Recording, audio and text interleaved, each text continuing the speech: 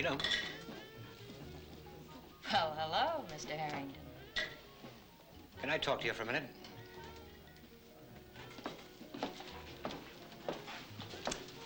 What'll you have? Nothing to drink, thank you. How Rita Norman getting along? When's the last time you took the trouble to find out? It's only $50. Rita probably wouldn't take it from me, but I thought, well, maybe you could buy her something nice to wear with it. I'm sure you didn't come by here just for this. I want your advice, Ada. I may have made a mistake, but I gave Jack Chandler a job at the mill. You know who I mean, don't you? Mm-hmm. He reminded me that he'd been a friend of your husband's. He was nobody's friend. And anyway, he's a glib talker. He gave me a sob story that, well, I just couldn't say no to. It's your mill, sort of. The point is that after I hired him, I had some second thoughts about it. I realized I'd hired a man that I knew very little about. Come off it, Leslie. You know Jack Chandler. Jack Forrest. Yes. He admitted he'd changed his name. But I agreed to treat it as confidential. You used to have long, confidential chats with him in the back room. He mentioned something about that, but it was over 20 years ago. I seem to remember it was something about a job. He was in some kind of trouble. Thanks for the check. Oh, Ada. Is there anything about Jack Chandler that I should know? Well, I've heard that Chandler was giving his niece, Rachel, a very bad time.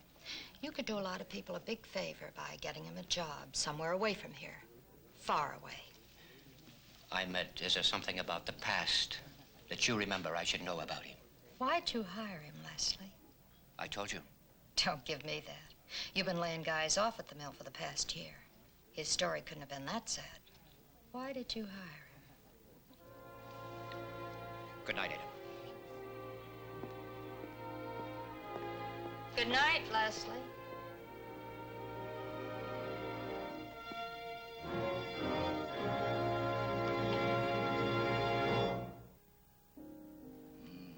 Hot toddy. I used to drink them on the farm all the time. Hell, I'd rather be farming a gravel pit than punching a time clock.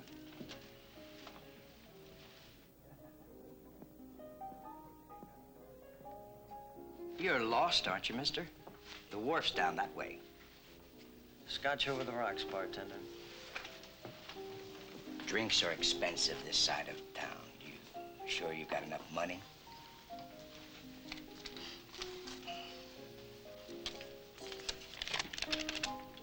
Don't get comfortable. You get one drink in 5 minutes and out. Understand? I'll have another, please.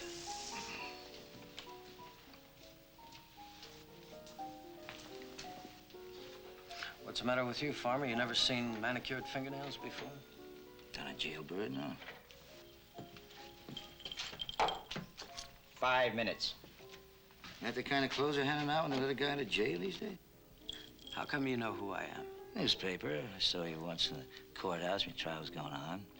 Oh, yeah? Well, what do you want, my autograph or something? Hey, you better look out. I want to ask this big, tough bartender to throw you out of here. He's a kick, ain't he? I've seen you around before, farmer. My name's Chandler, kid. Jack Chandler.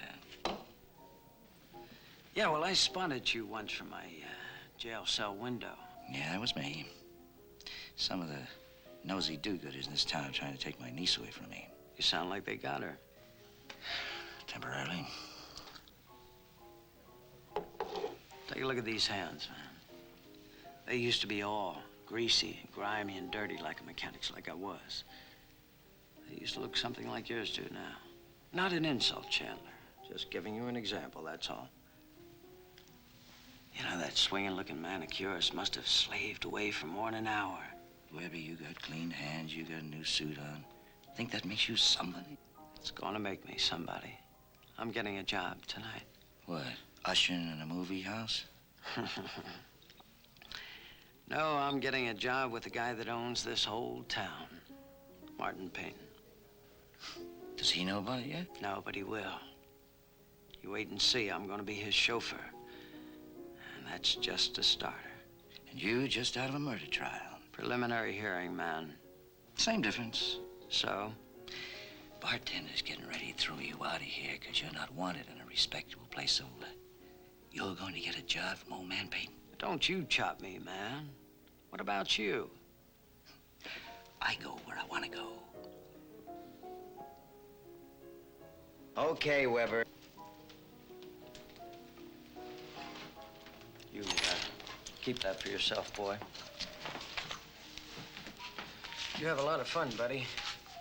One of these days, you're not going to be able to push me around anymore. $5 says I get that job. You got a bet. I'm living at the boarding house on the wharf. You can leave the money with the landlady. Hell, I'll stop by to collect.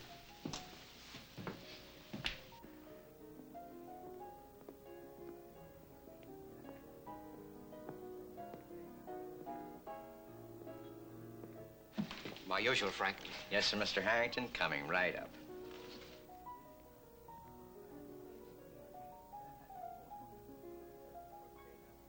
Have it sent to my room. Yes, sir.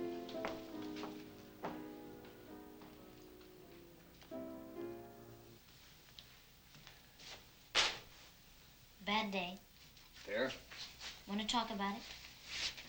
Not really. You're still upset about Boston. I suppose so. Stephen, I have a confession to make. All the way back, even while Mr. Peyton was talking to me, I kept thinking we've got to stop and phone Stephen. Thanks for the thought. You know how it is when you get caught up in conversation. Yes, I know how it is. He had to show you his Boston possessions, didn't he? You are angry. Quite a sight. Boston place. Did he show you all of it? Where I lived? All right, you grew up in the servants' quarters, a fact of life. Well, who knows? Maybe it left an indelible stamp on me. Oh, Stephen. No, I mean it. Some of us have the potential for graceful living, and some of us don't. What's that supposed to mean? You have it. In Grandfather Peyton's eyes. Not to the manner born, but the potential's there. You'll take instruction from the master, and you'll shape up very nicely. And pretty soon, no one will know the difference. How to become a lady in 6 easy lessons. What does he have in mind for you? Well, maybe in time, if I'm allowed to mingle and not talk before the servants. I'll catch on to the social graces if I remember not to read the paper at breakfast.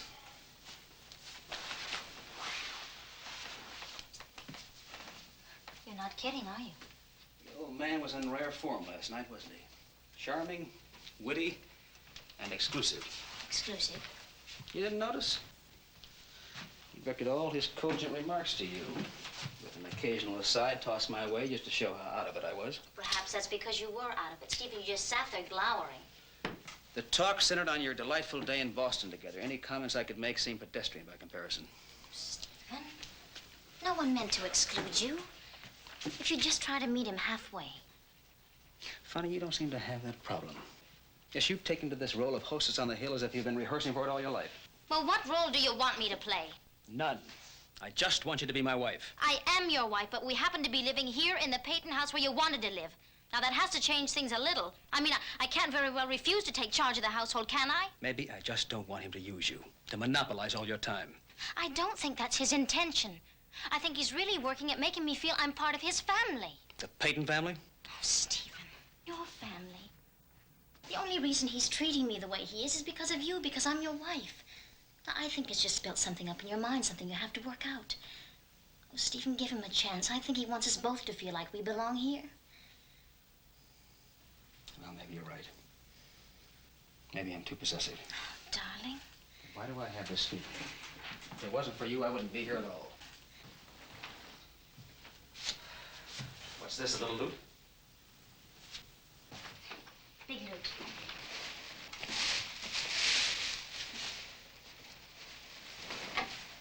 Terrific. Yes, but Betty, the Tomlinson account isn't that big. It's a gift. Her grandfather? Oh, Stephen. It was just delivered today. First the hat, and now this. You know, I would like the privilege of buying your clothes. Stephen,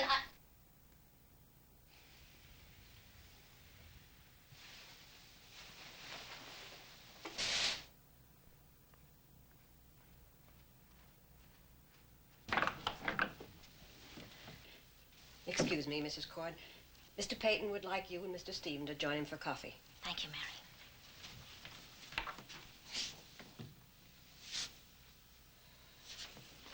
Stephen. I heard the summons, Betty.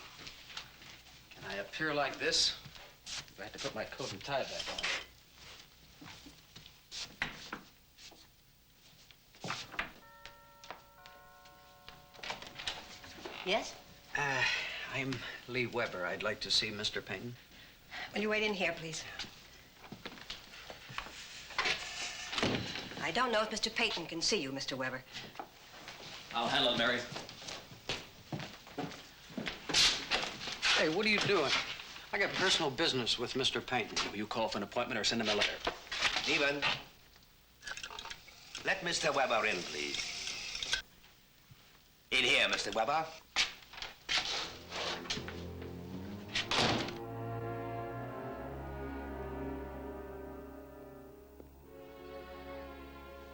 Well, Mr. Weber? I read your ad in the Clarion. Oh? You need a chauffeur. I need a job. Preview from the continuing story of Peyton Place. I want to know why you're hanging around. I haven't committed any crimes. Since when? She's too worried. I told her it's not good for her. Is she all right, Doctor? Lee Weber killed my granddaughter. Well, then why bring him here?